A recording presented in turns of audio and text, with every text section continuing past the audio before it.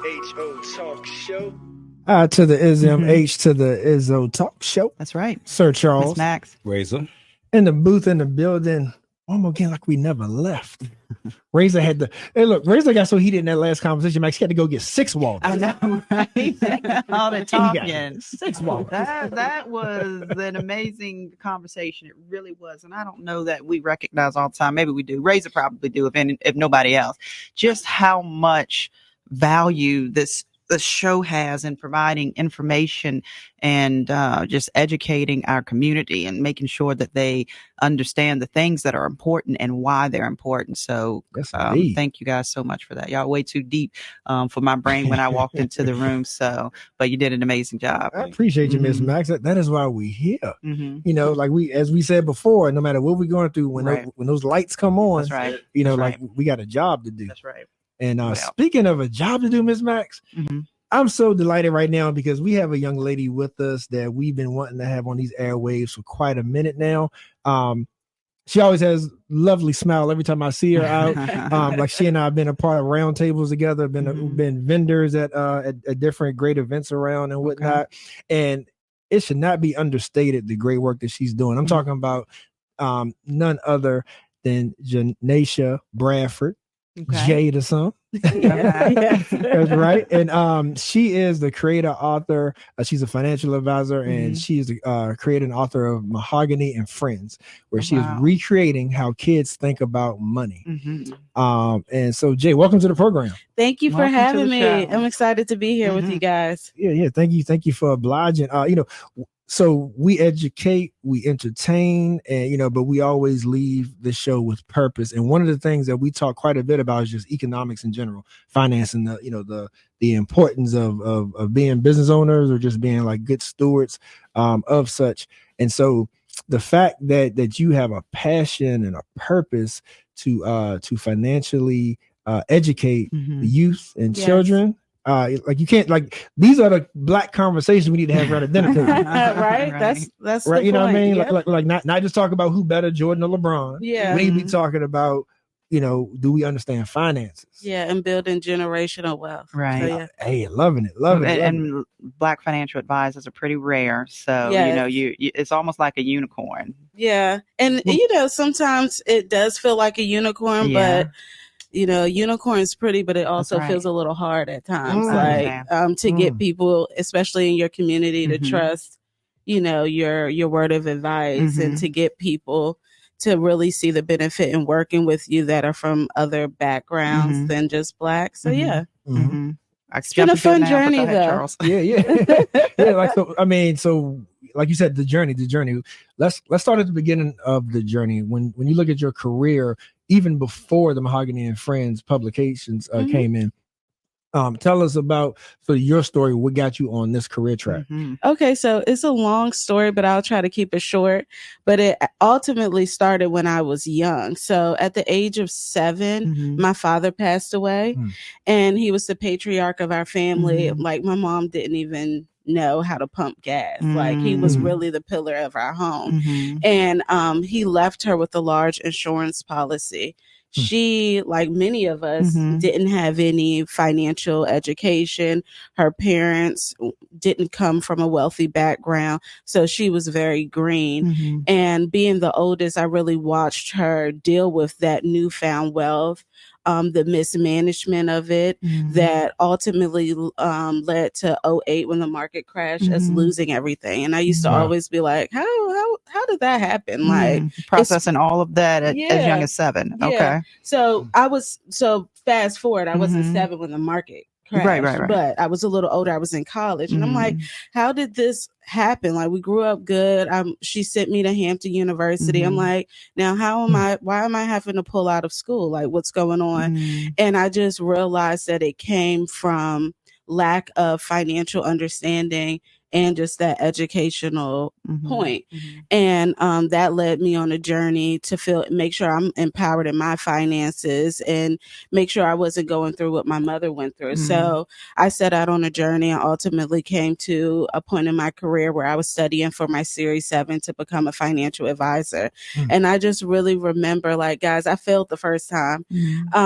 But I just really remember feeling like, okay, I'm just breaking down what this word means. What's a stock? What's a mutual fund? Right. I can't even officially study. Like I can't just read it and study like you would anything. I'm breaking down what words mean. So it kind of felt like a foreign language. And I went on a deep journey, like, why is this happening? Like, why didn't I learn this when I was younger? And I found that a lot of people had those same questions. So when I did pass my test, I was listening to Beyonce and it was like, you're part of something way bigger, that song, right? And so I'm like, I'm learning this information is bigger than me. It's not for just my own, growth, but it's also for my community. And so I was sitting on my couch and I told my boyfriend, like, what do you think about, I'm starting a brand called Mahogany Friends. Like, I'm gonna write this children's book. I'm gonna do this. I was very confident about it. I'm like, it's just gonna work. I'm gonna see how it goes.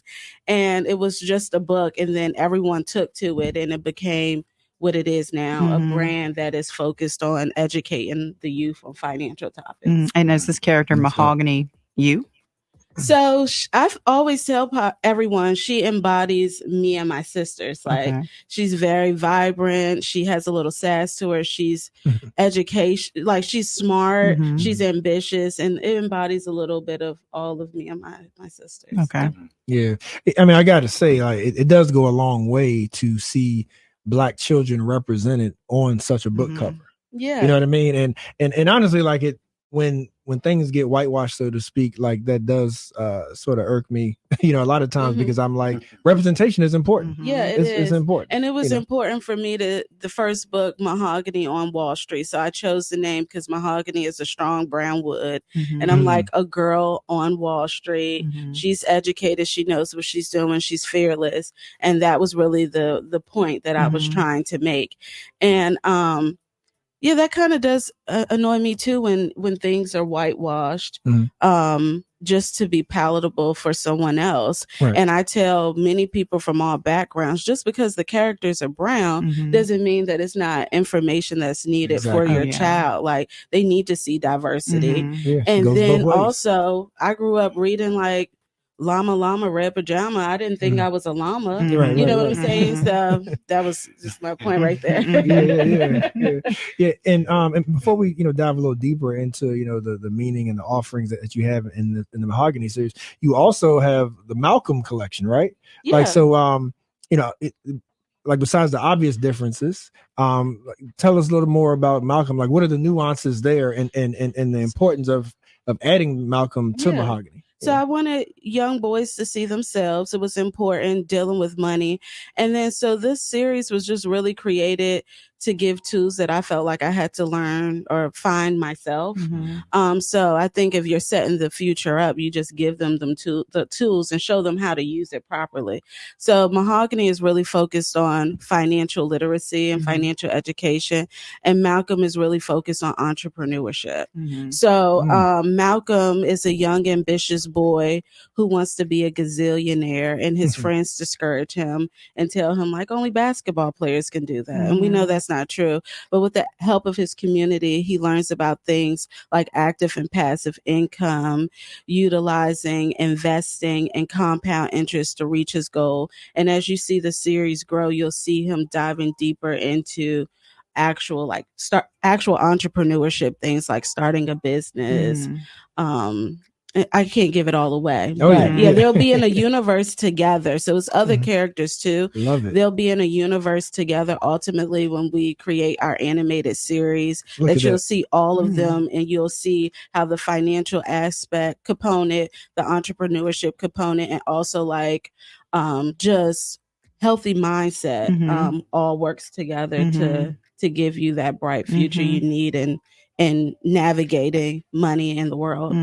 We own at least one book in the Mahogany series, and there's a lot of information packed in there, even for adults. I read it to my kids. I'm like, I think I need to read this again because I'm not sure I learned everything a great a great resource to kind of set the foundation or the baseline, if you will, for both children and in some cases adults too. Yeah. And that was the purpose of these books too, to spark fun conversations with the family, but get parents, especially in my community, well, our community, knowing the importance of sitting down with an advisor and getting them to map out your finances. You can't do it by yourself. You shouldn't be like weird to talk to someone about it. And if your kids are having those conversations, usually that makes a parent say, let me figure out what they're talking about so I can help my child a little bit. Just out of curiosity, what type of feedback or responses do you get from these such powerful characters and such strong topics being depicted by the minorities, by Black people? So everyone loves it. I get great feedback. So I do a lot of events. Definitely my crowd is the Invest Fest crowd. So shout out to Earn Your Leisure. But that space that they created is really like my target audience. They understand, they want it, and they want to give it to their kids, and they're loving it. Some feedback that I did get was, and I've learned, you know, I was a new author with Mahogany Goes to Wall Street.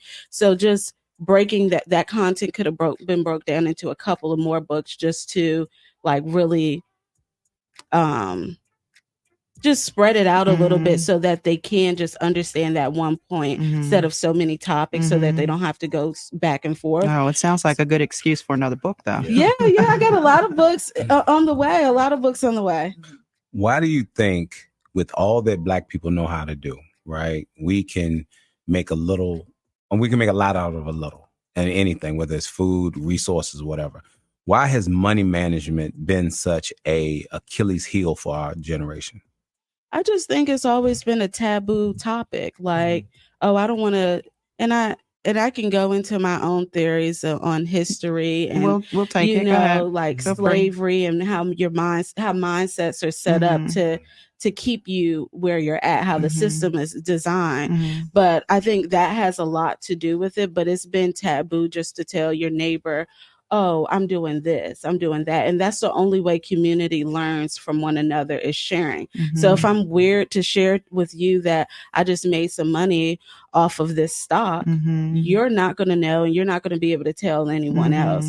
And I think we often try to gatekeep in our community for the simple fact that we want to feel like, oh, we're doing more, we're doing better. And that just goes to that slave mentality, like wanting to be the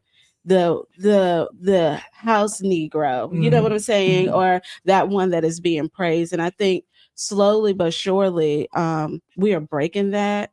And I'm starting to see that, like when I do go to rooms like Invest Fest, you see people sharing tidbits, just like when people come up to me, you know, and they have a question about, oh, how you do a book? I'm not going to gatekeep. I'm going to tell you. Now, if you're in a space where you're monetizing on your knowledge, then, you know, be okay with also paying for expertise well. That's right. Razor. That's right. That's right. Nah, she been fussing it. Look, all right. Yeah, moment of truth. I'm bad with running my mouth when people want to hear me talk. You know what I'm saying?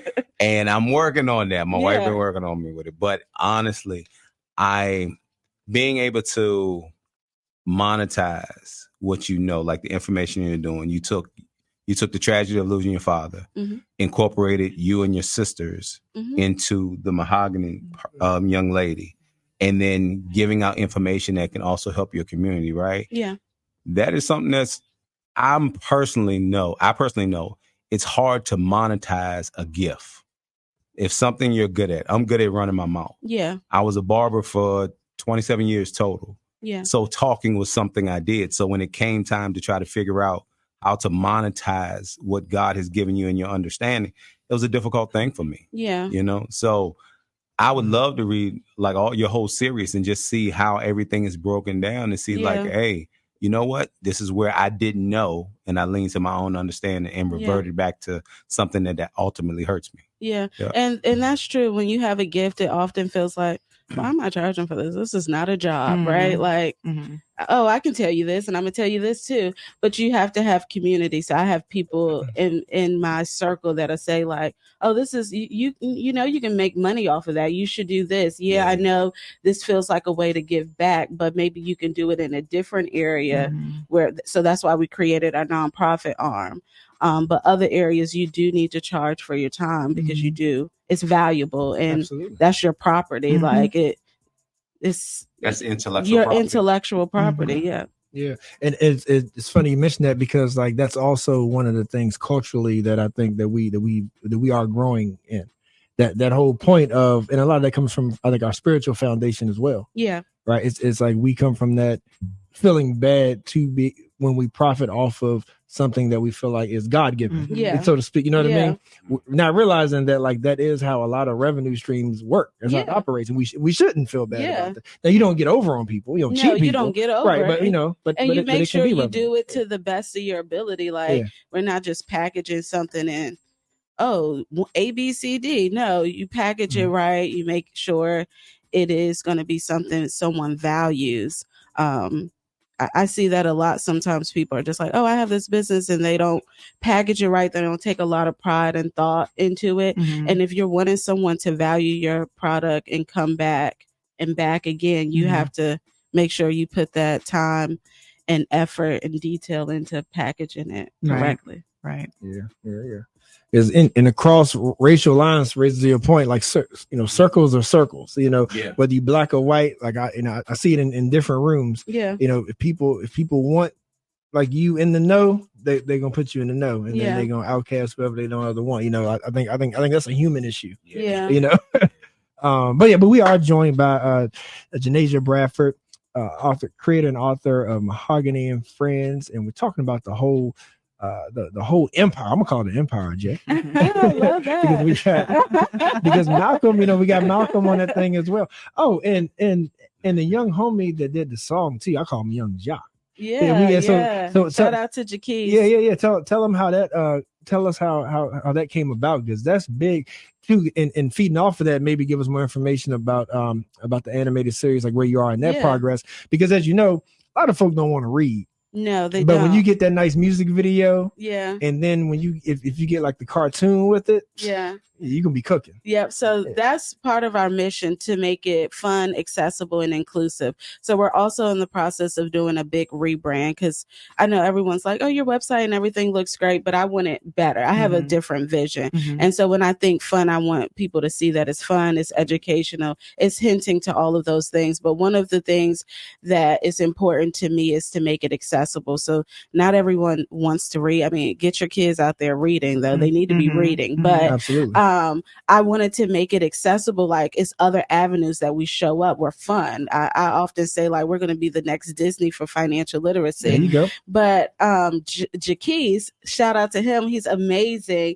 He's a local performer in the Charlottesville area. I'm not sure how old he is now, but when we were working with him, he was in 4th grade. Yeah, but I middle school now. I think. Middle school. Yeah. So it's just so funny to see him grow up. But his mother, we all went to school together, Angela Johnson. And so I just will watch her Facebook lives, and sometimes you'll see Jaquise performing. I'm like, he is so cool. I want to do something with him. Like, and this was before Mahogany and Friends was what it was. It was just, I guess, that's how God works. You get ideas, you see things, you lay on it, it cooks up, and then the opportunity presents itself, and then I just jump on it. So I was like, I wanted a song for the rollout of the Gazillionaire book. And I was like, I really want Jaquise to do it. So I set up a conversation with his mother, Angela, and then LaRaj, who is also a local artist as well. And they were like, yeah, let's do it. Let's do it. It was really fun. It was very organic. It was easy. It was not much to it. And they were like, we're going to get Jaquise in the studio. LaRaj was very helpful with finding engineers. And then my boyfriend, Keith, and we sat down and wrote the lyrics. I mean, I'm a financial child from advisor, the 90s. rapper, songwriter, author. We're kids from the 90s. So I grew up on hip hop, so it was like fun, like to do that and to be in the studio. And then we went in the studio, and Jaquise just killed it. We recorded it in one day, and then I was like, I have to get on there. I was just talking. I wasn't rapping or anything, but it was a lot of fun. And then we worked with Boo Ag, who does video producing, and we got kids from the local community. And we went to Barbara Dow's barbershop and we shoot some content there. And we just got all these kids together and we were like, this is what you're going to do. My sister, shout out to my sister, Josiah. She helped plan out the whole video scenes. We got clothing. We got them to try on. Shout out to all the moms. It was just a lot of fun. Yeah, it was a lot of work, but it was a lot of fun. The kids were good. We rented a big van. We were dancing in the car. We had pizza, drinks. It was fun. Yeah, that's amazing. You know, we, of course, in the Charlottesville community, but also across the nation, deal with the issue of our youth just kind of going astray, making tons of bad decisions, and everybody's kind of scratching their heads as far as how do we help them, right? And it's things like this, right? You're calling it fun, but for these young black and brown young boys and young girls to see you working in this realm of financial advising, okay? It makes it a little bit easier to understand and a little bit feels a little more accomplishable. Something that I can do. I can see myself in that. And then we're having fun and I can see that we can do these different things and it all be surrounded by this umbrella under this thing we know as financial advising. And it just changes lives. It gives them something constructive to do. It makes them think about the world in a different way. It makes them thinking about Black people and conversations we have and the things we do in a different way. It all just kind of snowballs into what I think that a lot of the kids are missing is catching them early, being incubated in those different environments like the one that you're providing, so that as they get older and, more different opportunities come and they have to make harder choices, they have something that, a point of reference that they could fall back on and say, something that can hopefully deter them from making some bad decisions. Yes, that's so true. You said that perfectly. And I see that a lot when I go into schools and I do school readings and you see the little girls just looking in awe or the boys like, oh, that's cool. So you were able to do this. So can you help me with this? It shows them just a different avenue. And then I also like to phrase it like there's other ways you can make money. Like I feel like a lot of our problems and a lot of reason youth get into issues or crime is because money is the root of it. Like you want money, you want the latest things, right? And if they're younger, that's why I like to target 7 to 11 when their foundation is being built. If you put that in their mind earlier that there's other ways to make money, it's not all about the Jordans. Maybe let's buy that Nike stock and how you can make money on that end instead of being a spender. Let's start being an investor and earning the money. I think that they a little light bulb goes off in their head, and I see that in the schools all the time. And then just doing that video shoot and stuff with the boys, you could just tell they were really into it and like, oh, this is cool. And even my nephew, he's like, oh, Auntie Nay, I did a speech at school and I wasn't scared. And I'm like, that's really those little really nuggets. Cool. Yep. Yeah, that's what's up. That's what we are talking to Jay. I'm gonna call you Jay. Like I mean, wanting to make it formal, for radio. But I'm like, call her Jay. She go by Jay. Yeah. But what y'all was just saying, you're making me curious about how much does this lead, like the businesses sort of cross pollinate, like this turns into conversations with parents and the adults, because part of that feeds into what we were saying earlier. Part of it is that folks won't talk about finances and money a lot. If, for one, like you said, if you feel unfamiliar with it or if you ain't got it, that makes it harder to talk about, especially with your kids. Yeah. So I'm curious, like how many times these conversations have sort of have intersected. They've intersected almost, I would say like 90% of the time. Okay. Yeah. So when I get a lot of emails like, oh my gosh, this information was needed. Like I needed this information. Can I sit down and talk with you? Right. Can we talk about investing? What can I be doing for my children? When I go into schools, sometimes the educators want to sit down and maybe do a seminar so they can learn more about their plan and how they're planning for retirement. So I think it does cross over a lot. It has been it's been hard to do both, like Mahogany and financial advising, because you have to put your all into both. They're both two separate businesses, right? Mm-hmm. But Mahogany has really pushed my financial advising career ahead. Yeah. I didn't grow up in a circle where I knew maybe not even one millionaire, you know what I'm saying?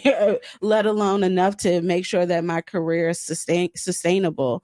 And, you know, I grew up in that same community where those conversations weren't had. So becoming a financial advisor was a little like, oh my gosh, am I going to be able to be successful? Where am I going to find the wealthy clients? And I did interject myself into different rooms. I'm okay with doing that. But I also, my community did show up for me. And I got a lot of work from Mahogany and Friends. Nice. I have a question for you. All right. I don't know how to say it, but else to say it, right? Our community has a story that isn't exactly pretty. A lot of our, on the Malcolm side of things, got into gangs, got into drugs, got into other avenues. Do you think there's room for a book that also would talk about the kids that are already, they know that life better than they know the ABCs or their 1, 2, 3, so to speak, right? They know what life? They know the life of, like, say, having a parent that is part of crime, you know what I'm saying, in our community. Yeah. And I think too often we try to, we want excellence in the Black community, right? But what is also real is the fact of we have a not so good realm that we survived in. You know what I'm saying? Yeah. So I know when I used to talk to young people in the barbershop that daddy was in jail, granddaddy's in there with him too. They knew what certain drugs and stuff were, but they wanted to do better. And they had access to resources, money, but they just didn't know what to do with it to turn it legal, so to speak, right? I know people are cringing at what I'm saying right now, but the reality of it is there are a lot of young boys that have more money in a shoebox and underneath their mattress than their parents do. And I reach out to those people to say, man, look, I can't tell you what to do, but this is what I did. You know what I'm saying? I think there is room for that story, even though it's going to make people say, nah, don't write about that. Rise above that. No, there are people in the highways and byways that this is where they are, and nobody throws them a lifeline, you know, but then we complain when they do stuff instead of going out there and being seen across the track, so to speak. Yeah. So I wouldn't think that might not be not today, but a bad series to write Max, about. I think Razor trying to get a publishing deal. Publishing deal up in there. Max? Maybe like a young adult's book that covers my intellectual property. Charles, you got it on record. Maybe like a young adult's book that is just walking through someone's life that went through that, or like a movie. But in my realm of 7 to 11, sometimes you speaking about the crime in a book, a kid could take to that more than what the content and educational purpose is, because it's their life. But or it may just give a kid that it's not their life that, like, I can be doing that too. Yeah, he ended up in jail. You get what I'm saying? Right. So I think the key is to get kids when they're young. And if they're older, that we can't get everyone in that young age. We're starting now, right? And if they're older, I think that's all about going into those communities and having real conversations and saying and giving real stories and having people who have similar stories that grew up like them and say, look, I created a business plan. This is what you're going to do. Or, hey, you get X amount of vending machines. We're going to do this. We're going to do that. Like, let's flip your money a legit way. And somebody who I likes that does that.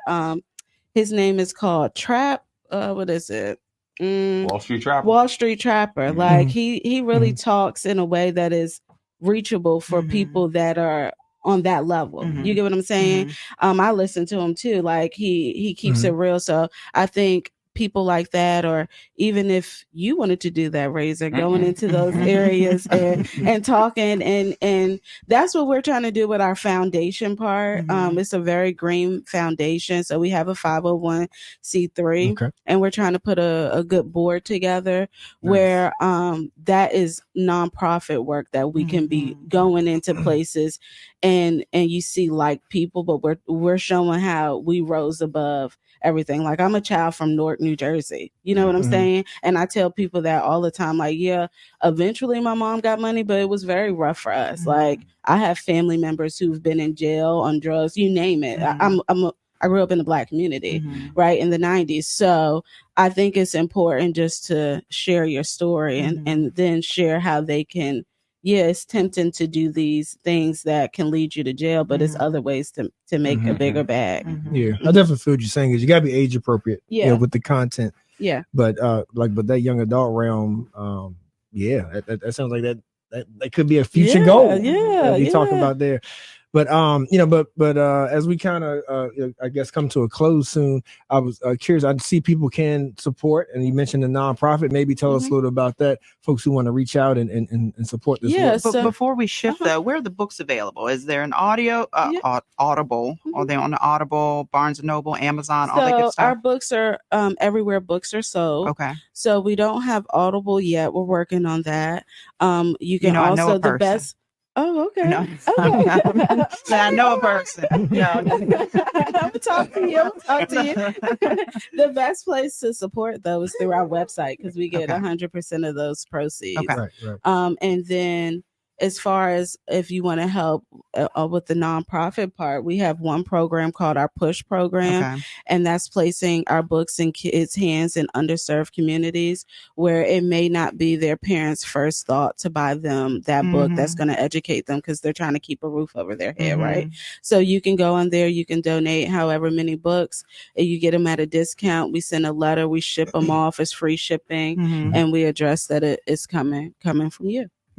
Well, since you say it like that, Christmas is coming. Christmas is a bunch here. of parents about to be broke because they're going to be out shopping for toys and gadgets and different things like that. As a financial advisor, what's the best way to use your money if you're gifting your children with presents this Christmas?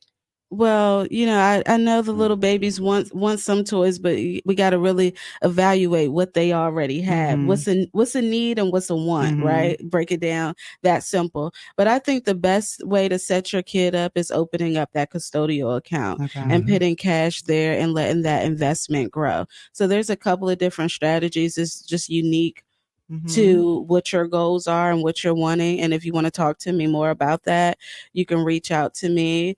My office number is 434-984-0345, and we can set a meeting to talk about your goals. But I say get some money invested. You start now. The smaller they are, the bigger that pot will grow. And best believe, like I really look back, and my mom did big Christmases, and I wish all that money she would have saved. I wish she would have saved it for me to be able to put a down payment on my home, or money to start a business, or maybe I wouldn't have felt like I needed to rely on college loans. You know what I'm saying? So yeah. You say that now, but that's a tough conversation when that little girl's eyes is watering. Right. But I want a dream. I want a Barbie dream house. And I mean, those are conversations you got to start when they're young. It's harder when they're older, but you got to, show them a different meaning of Christmas and giving back. Oh, for sure. Go ahead. No, I could ask another question. What's the for our young teens who are working jobs after school here and there, legitimately, right? What's the best use of their money? I think I wish I would have done this, but I would open up a Roth IRA, a Roth IRA. Like, you are really using your parents' money at this point. You're living free. You're not adulting at all. So some of those things your parents are still going to get you. Save your money. And that Roth IRA will grow crazy for you. And up to a certain amount, your parents can match depending on what you put in there. And then just watch it grow. You're going to be thankful that you did that in the long run. You're going to outgrow these shoes and clothes. They're not going to even be right. in style anymore. Yeah. And let me just say, of course, since Jay is right here, she's definitely someone to reach out to. But maybe if you're not in our immediate listening area, a financial advisor is so important. Mm-hmm. And a good financial advisor is going to consult with you for free. Yeah. You know, like, at least initially, right? Yeah. And then you figure everything else out. But it's just so important because there's just so many ways to where the sooner we start, then better. There's no point in keep waiting. And no matter how little you can put into it, that little bit can grow the sooner that you start. A little goes a long way. Yeah. You know, that small fish grows into a big fish. Mm-hmm. So, you know, don't try to keep yourself in this one little small bowl and like, okay, I'm gonna eventually grow. No, you got to start spreading your environment to grow bigger. So even if you're not in the Charlottesville area, I take clients all over. Oh, there you go. You know, I meet via Zoom. I meet via Zoom. I probably come to your city. I'm in a lot of different cities often. So yeah, you just hit me up. I'm on LinkedIn too. That's what's up. That's what's up. Jay, thank you. We're talking Mahogany and Friends. You can find more at mahoganyandfriends.com. Yes, Mahogany. Oh, and I want to just say this. Our workbook is coming out soon. It'll be available in the next week and a half. It's called Mona's Budgeting Adventure.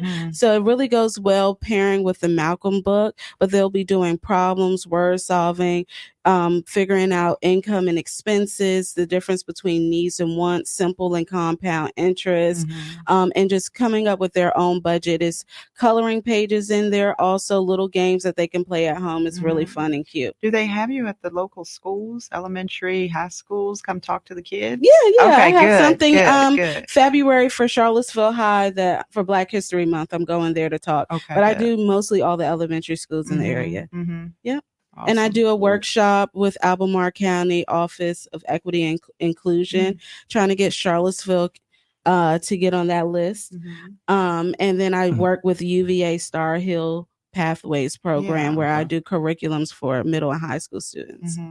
That's good stuff. Cool. Yeah, thank you. Good stuff. Well, Miss Janaisha Bradford, thank you for joining us. Thank you guys for having me. Yes, indeed. Feel free to reach out anytime. You know, as it continues to grow, we look forward to having you back. Okay, thank you.